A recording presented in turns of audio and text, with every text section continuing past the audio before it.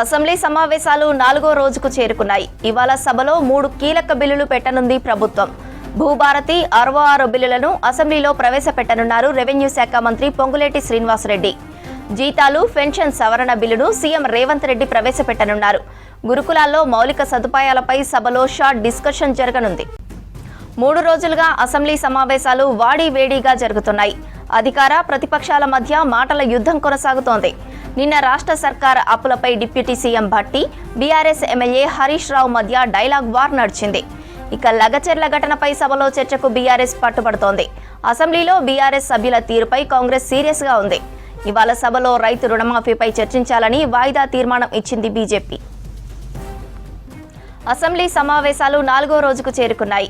ఇవాళ సభలో 3 కీలక బిల్లులు పెట్టనుంది ప్రభుత్వం. భూభారతి 66 బిల్లులను అసెంబ్లీలో ప్రవేశపెట్టనున్నారు రెవెన్యూ శాఖ మంత్రి పొంగులేటి శ్రీనివాసరెడ్డి. జీతాలు, పెన్షన్ సవరణ బిల్లును సీఎం రేవంత్ రెడ్డి ప్రవేశపెట్టనున్నారు. గురుకులాల్లో మౌలిక సదుపాయాలపై సభలో షార్ట్ డిస్కషన్ జరగనుంది. 3 రోజులుగా అసెంబ్లీ సమావేశాలు వాడివేడిగా జరుగుతున్నాయి. అధికార ప్రతిపక్షాల మధ్య మాటల యుద్ధం కొనసాగుతోంది. నిన్న రాష్ట్ర సర్కార్ అప్పులపై deputy CM Bhatti, BRS MLA Harish Rao మధ్య డైలాగ్ వార్ నడిచింది. ఇక లగచెర్ల ఘటనపై సభలో చర్చకు బీఆర్ఎస్ పట్టుబడుతోంది. అసెంబ్లీలో బీఆర్ఎస్ సభ్యుల తీరుపై కాంగ్రెస్ సీరియస్ గా ఉంది. ఇవాళ సభలో రైతు రుణమాఫీపై చర్చించాలని వాయిదా తీర్మానం ఇచ్చింది బీజేపీ.